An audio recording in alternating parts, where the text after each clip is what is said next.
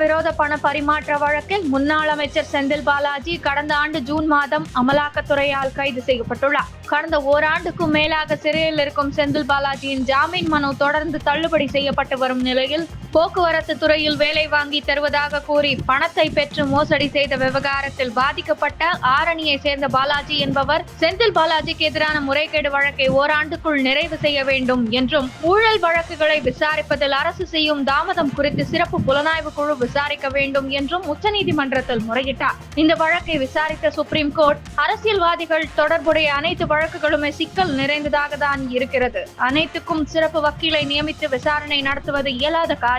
சிறப்பு வழக்கில் தனது பணியை கவனத்தில் வைத்து பொறுப்புடன் செயல்பட வேண்டும். செந்தில் பாலாஜி வழக்கில் கீழமை நீதிமன்ற விசாரணையை சுப்ரீம் கோர்ட்டை நேரடியாக கண்காணிக்கும். விசாரணை எப்படி நடக்கிறது என்பதை அறிய அடிக்கடி அறிக்கை பெற்று ஆய்வு செய்யப்படும் என கூறியுள்ளது. தமிழகத்தின் அவல நிலையை மறைப்பதற்காகவே வெளிநாட்டு போட்டோ ஷூட்டிலும் கார் ரேஸிலும் திமுக அரசு கவனம் செலுத்தி வருவதாக தமிழக சட்டமன்ற எதிர்க்கட்சி தலைவர் பழனிசாமி விமர்சித்துள்ளார். இது தொடர்பாக அவர் வெளியிட்டுள்ள அறிக்கையில், விளம்பரங்களுக்கு அப்பால் செய்திகளை பார்த்தால் வழக்கம் போல சட்டம் ஒழுங்கு சீர்கேடுகளும் போதைப்பொருள் புழக்கமுமே விடியா அரசின் உண்மை அடையாளங்களை நாளிதழ்களை அலங்கரிப்பதாக கூறியுள்ளார். 100 கோடி ரூபாய் நிலத்தை அபகரிக்க முயன்ற வழக்கில் அதிமுக முன்னாள் அமைச்சர் எம்.ஆர். விஜயபாஸ்கரின் சகோதரர் சேகர் சிபிசிஐடி போலீசாரால் கைது செய்யப்பட்டார். அதிமுக ஆட்சியில் போக்குவரத்து துறை அமைச்சராக எம்.ஆர். விஜயபாஸ்கர் பதவி வகித்த போது GPS கருவிகள் வாங்குவதில் ஊழல் முறைகேடு நடந்ததாகவும் வருமானத்திற்கு அதிகமாக சொத்து சேர்த்ததாகவும் புகார்களின் அடிப்படையில் இந்த நடவடிக்கை எடுக்கப்பட்டுள்ளது. விஜய் கட்சியின் முதல் மாநாட்டுக்கு தேர்வு செய்துள்ள இடம் பாதுகாப்பு இல்லாதது என கூறி போலீஸ் அனுமதி கிடைப்பதில் சிக்கல் ஏற்பட்டுள்ளதால் உயர்நீதிமன்றத்தை நாட அக்கட்சி தீவிரம் காட்டி வருகிறது. கட்சியின் பொதுச் செயலாளர் புசி ஆனந்த் கடந்த ஆகஸ்ட் 28ஆம் தேதி விழுப்புரம் SP அலுவலகத்தில் மாநாட்டுக்கு பாதுகாப்பு கேட்டு மனு அளித்தார். இதுகுறித்து போலீஸ் அதிகாரிகள் தரப்பில் மாநாடு நடத்த 85 ஏக்கர் பரவலான இடம் என குறிப்பிட்டுள்ளனர். ஆனால் திருச்சி சென்னை தேசிய நெடுஞ்சாலை மற்றும் சென்னை திருச்சி ரயில் பாதை ஆகியவை ஒட்டியுள்ள குறுகிய இடமாக உள்ளது. நடிகர் என்பதாலும் புதிய கட்சி தொடக்கம் என்பதாலும் அவர்களது ஆதரவாளர்களுடன் பிற பொதுமக்களும் என தமிழகம் முழுவதிலும் இருந்து 2 லட்சம் பேர் வர வாய்ப்புள்ளது. இவர்கள் 4 வழி சாலையில் வாகனங்களை நிறுத்திவிட்டு சென்றால் பெரிய அளவில் போக்குவரத்து நெரிசல் ஏற்படும். அதே இடத்தில் முதலமைச்சர் ஸ்டாலின் தலைமையில் விழுப்புரம், ஆரணி, கடலூர் லோக்சபா தொகுதிக்கான பிரச்சார கூட்டம் கடந்த 4 மாதங்களுக்கு முன்பு நடந்தது. முதல்வர் மட்டும் பேசினார். 1 மணி நேரம் நடந்த அந்த கூட்டத்திற்கு 30,000 பேர் வந்தனர். அதற்கே 4 மணி நேரம் போக்குவரத்து நெரிசலும் தேசிய நெடுஞ்சாலையும் ஸ்தம்பித்தது. இப்போது நடிகரின் புதிய கட்சி மாநாட்டுக்கு தமிழகம் அருகே புதுச்சேரி பகுதியில் இருந்து கூட்டம் மிகுதியாக வரும். அதனை குறுகிய இடத்தில் கட்டுப்படுத்துவது இயலாத காரியம். அதே போல் அவர்கள் நெடுஞ்சாலையின் இடதுபுறம், வலதுபுறம் என 3 அல்லது 4 இடங்களை பரவலாகவே தேர்வு செய்துள்ளனர். இதனால் தொண்டர்கள் வாகனங்களை நிறுத்திவிட்டு மாநாடு நடந்து முடியும் வரை சாலையை கடப்பதுமாக இருப்பார்கள் என்பதால் பல மணி நேரம் போக்குவரத்து பாதிக்கப்படும். மாநாட்டுக்கு தேர்வான இடங்களில் திறந்தவெளி விவசாய கிணறுகள் ஏராளமாக உள்ளன. அதில் விபத்து நடக்கலாம். அருகே ரயில் பாதையும் செல்வதால் பாதுகாப்பு என்பது கேள்விக்குறியாகும். இதனையெல்லாம் கருத்தில் கொள்ளாமல் பரவலாக இடம் கிடைத்துவிட்டது என விடாப்பிடியாக அனுமதி கேட்கின்றனர். இதுகுறித்து காவல்துறை தலைமைக்கு தகவல் அளித்துள்ளோம்.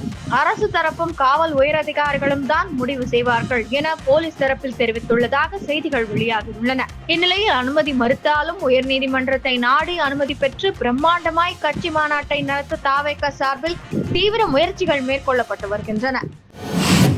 டில்லியில் உள்ள பாஜக தலைமை அலுவலகத்தில் பிரதமர் மோடி தலைமையில் நடந்த ஆலோசனை கூட்டத்தில் பேசிய பிரதமர் மோடி, கட்சி மூத்த நிர்வாகிகள் ஓய்வின்றி மக்களுக்காக பணி செய்ய வேண்டும் என அறிவுரை கூறினார். மேலும் பேசிய அவர், ஜனநாயகத்தை பாதை பின்பற்றி முதலில் நம் தேசம் என்பதை கொள்கையாக கொண்டு செயல்பட வேண்டும். வரும் தேர்தல்களில் அதிகபட்சமாக பெண்கள் வாக்களிக்க வைப்பதை ஊக்குவிக்க வேண்டும். புதிய உறுப்பினர் சேர்த்தல் பணியை தீவிரப்படுத்த வேண்டும் என்று கூறினார். செபி தலைவராக ஊதியம் பெற்றுக் கொண்டு இருக்கும் மாதவி ICICIயிலும் சம்பளம் வாங்கி வருவதாக காங்கிரஸ் பரபரப்பு குற்றச்சாட்டை கூறியுள்ளது. 2017இல் இருந்து இதுவரை 16.8 கோடி ரூபாயை ICICI வங்கியில் ஊதியமாக மாதவி பூரி புஜ் பெற்றுள்ளதாக காங்கிரசின் பவன் கெரா குற்றம் சாட்டியுள்ளார். அவர் கூறுகையில், செபி தலைவர் மாதவி 2017 முதல் 2024 வரையிலான காலகட்டத்தில் ICICI வங்கியில் இருந்து வருமானமாக 16.8 கோடியை பெற்றுள்ளார். செபியின் முழு நேர அதிகாரியாக இருக்கும் மாதவி ICICI வங்கியில் எப்படி ஊதியம் பெறலாம் என பவன் கெரா கேள்வி எழுப்பியுள்ளார். ஜாதிவாரி கணக்கெடுப்பை மத்திய அரசு நடத்த வேண்டும் என காங்கிரஸ் எம்பி ராகுல், காங்கிரஸ் தலைவர் கார்கே உள்ளிட்ட எதிர்க்கட்சி தலைவர்கள் கூறி வரும் நிலையில் மத்திய அரசை ஜாதிவாரி கணக்கெடுப்பு நடத்த வலியுறுத்தி சுப்ரீம் கோர்ட்டில் தாக்கல் செய்யப்பட்ட பொதுநல மனு நேற்று விசாரணைக்கு வந்தது. அப்போது கருத்து கூறிய நீதிமன்றம், ஜாதிவாரி கணக்கெடுப்பை நடத்துவது மத்திய அரசின் அதிகார எல்லைக்கு உட்பட்டது, அதில் நீதிமன்றம் தலையிட முடியாது என கூறி மனுவை தள்ளுபடி செய்தது. செங்கடலில் எண்ணெய் கப்பல் மீதும் சரக்கு கப்பல் மீதும் ஹவுதி கிளர்ச்சியாளர்கள் ஏவுகணை தாக்குதல் நடத்தினர். இந்த தாக்குதலில் சரக்கு கப்பலுக்கோ மாலுமிகளுக்கோ எந்தவித பாதிப்பும் ஏற்படவில்லை. ஆனால் எண்ணெய் கப்பல் மீது நடத்தப்பட்ட தாக்குதலில் கப்பலில் தீப்பற்றியுள்ளது. தீப்பற்றியுள்ள கப்பலில் 1 மில்லியன் பேரல் எண்ணெய் இருப்பதால் கப்பல் முழுவதும் தீ பரவும் அபாயமும், அதனால் கடற்பரப்பில் மிகப்பெரிய பாதிப்பும் ஏற்படும் சூழ்நிலை உருவாகியுள்ளது. அந்த கப்பலில் பற்றியுள்ள தீயை அணைக்க இங்கிலாந்து உள்ளிட்ட நாடுகளின் கடற்படையினர் முயற்சிப்பதாக தகவல் வெளியாகியுள்ளது. உக்ரைனுடன் போரிடுவதற்காக வடகொரியா ரஷ்யாவிற்கு ஆயுதங்கள் வழங்கியதாகவும் அதற்கு பரிசாக குதிரைகள் வழங்கப்பட்டுள்ளதாகவும் தென்கொரியா தெரிவித்துள்ளது. இதுகுறித்து செய்தி வெளியிட்டுள்ள தென்கொரியா, ரஷ்யா உக்ரைன் போர் 2 ஆண்டுகளுக்கும் மேலாக நடந்து வருகிறது. இந்த போரில் ரஷ்யாவுக்கு உதவிடும் வகையில் வடகொரியா ஆயுதங்களை வழங்கியுள்ளது. இதற்கு நன்றி தெரிவிக்கும் விதமாக ரஷ்யாவிலிருந்து ஓர்லோவ் ட்ராட்டர் வகையை சேர்ந்த 24 குதிரைகள் வடகொரியாவுக்கு அனுப்பி வைக்கப்பட்டுள்ளது. வடகொரிய அதிபர் கிம் ஜாங்க்கு குதிரைகள் என்றால் கொள்ளை பிரியமாம். 2 ஆண்டுகளுக்கு முன்னரே ஏற்கனவே புதின் 30 குதிரைகளை அனுப்பியுள்ளார். இவை அனைத்தும் வடகொரியா அனுப்பிய ஆயுதத்திற்கான பணம் என தென்கொரியா தெரிவித்துள்ளது. இந்நிலையில் வடகொரியாவின் அரசு ஊடக நிறுவனமான KCNA கடந்த சில மாதங்களுக்கு முன்னர் ரஷ்ய அதிபர் புதின் வடகொரியாவுக்கு வந்திருந்தார். அப்போது இரு நாடுகளுக்கு இடையே கூட்டு ஒப்பந்தங்கள் நிறைவேற்றப்பட்டன. இதைத் தொடர்ந்து ஜூன் மாதத்தில் ரஷ்ய அதிபர் புதினுக்கு ஒரு ஜோடி நாய்கள் அனுப்பி வைக்கப்பட்டது. இதற்கு பதிலாக ஆகஸ்ட் மாதத்தில் 447 ஆடுகளை புதின் கிம் ஜாங் உன்னுக்கு அனுப்பி வைத்துள்ளதாக தெரிவித்துள்ளது.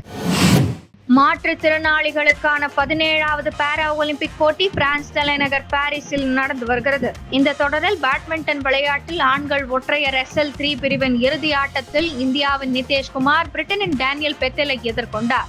இந்த ஆட்டத்தின் முதல் செட்டை 21-14 என்ற புள்ளி கணக்கில் நிதேஷ்குமாரும், 2வது செட்டை 21-18 என்ற புள்ளி கணக்கில் டேனியல் பெத்தலும் கைப்பற்றினர். இதனை அடுத்து வெற்றியாளரை தீர்மானிக்கும் 3வது செட் பரபரப்பாக நடைபெற்றது. இதில் இருவரும் மாறி புள்ளிகளை எடுத்தனர். இறுதியில் 3வது செட்டில் 23-21 என்ற புள்ளி கணக்கில் டேனியல் பெத்தலை வீழ்த்தி நிதேஷ்குமார் தங்கப்பதக்கத்தை கைப்பற்றினார்.